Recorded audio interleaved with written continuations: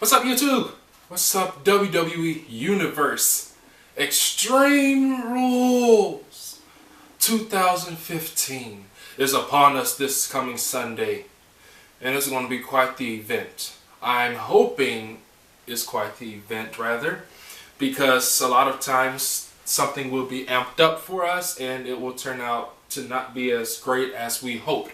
WrestleMania did deliver this year, surprised me a little bit. I wasn't expecting it.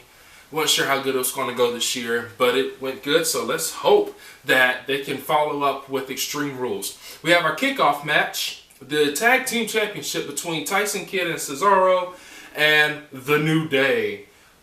My picks are The New Day. Why? Because Kofi Kingston and Big E, after the whole Intercontinental Championship, when he held it for a while, Big E held it for a while, stuff, you know, they kind of got lost in the card, and now they're getting built back up. So I think this would be a good move and push for them, and I think it would help WWE to sell a lot of products as well. But I like them. They're a good team. They work well together, so it'd be cool to see. The Kiss Me Arse match between Dolph Ziggler and Sheamus. Sheamus wants him to kiss his arse, you know? And I would like to see Dolph Ziggler win because, you know, it's a good face versus heel match. But at the same time, we all know how that works out. Dolph is probably going to job out for Sheamus, so Sheamus can be even more of a heel, villain, whatever you want to call him. Or it'll be good perseverance over evil and gives everybody hope.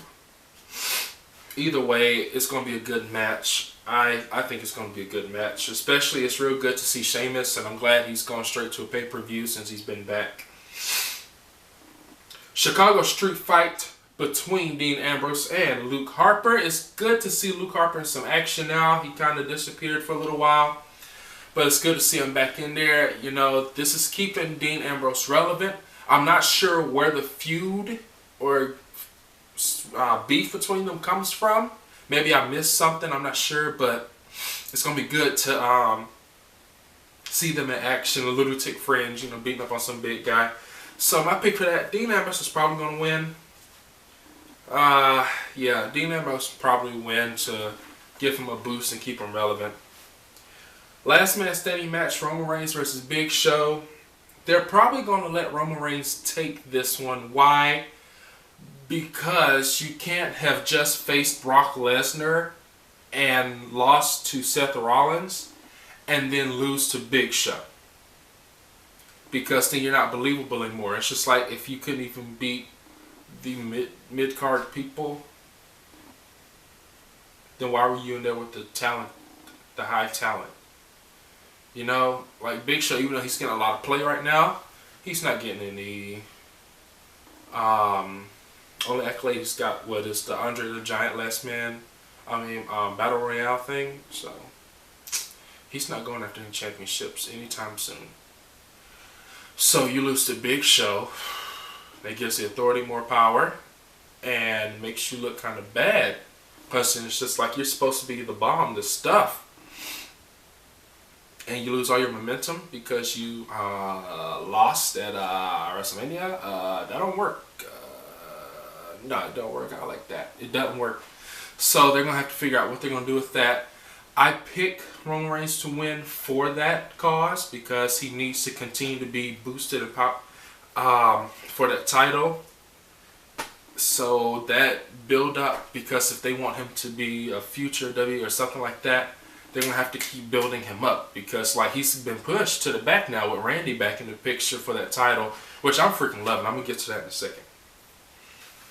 Let's see. The Divas Championship, Nikki Bella versus Naomi. I was told and believed that the Bella's contract may be up soon, so this may be the time to pass over that nice little silver and pink Divas Championship and pass it on to Naomi. Naomi, I think she's a good candidate. You know, I would have liked to see Natty with the title. But I understand, she's doing the whole thing with her husband and their friend Cesaro and stuff like that. And I'm not sure how much she really cares about the title anymore. And so I think it'd be nice for Naomi to have a good run with it, like an actual legit run, because with AJ gone,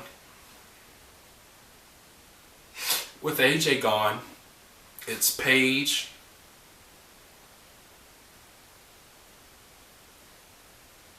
and Naomi's the next person. Like, it would be Paige and Natty, but Natty's really not that concerned with it as far as powerhouses. Natty, Paige, Naomi, but as far as contenders, Naomi's the contender now. So she should really get that title, go on a good long run, like finish the year with it. They should let her at least finish the year. And then when Royal Rumble comes up, bring Charlotte up, because Charlotte might be here next year. They could bring her early. I think she's going to be here in WWE next year, which I can't freaking wait for that. And when she comes up, start a little beef between them. And then WrestleMania, they get their WrestleMania moment, But that's probably too much of a build-up, too long to let her have it. Somebody would say, and they'd be like, can she really defend it that long? I believe she could. So it'd be nice to see what happens there. But yeah, Naomi for the win. Intercontinental Championship between Daniel Bryan and Bad News Barrett. I picked Daniel Bryan to win this, not because he's my favorite or I particularly want him to win, but they're trying to keep that title as prestigious as possible. And with it on Daniel Bryan's waist, they can do that. They can sell all the merchandise they want, and it looks good for them.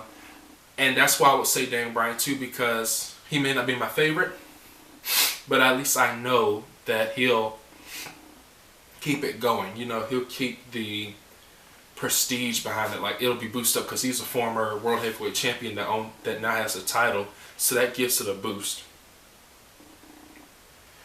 The United States Championship Russian Chain Match. John Cena versus Rusev.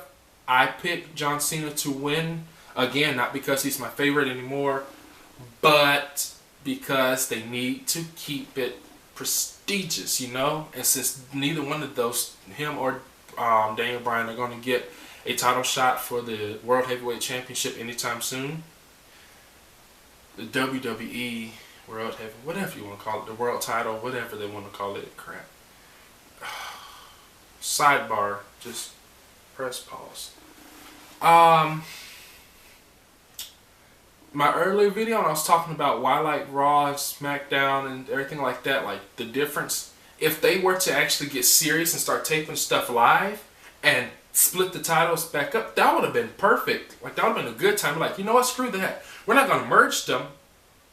We're going back to the old days. We have stables and stuff. We're going to do, what people love, like kick it up to high gear. But instead, we got this crap now, which I'm cool with it now. I've come to terms, but just saying. All right, play. Okay, play.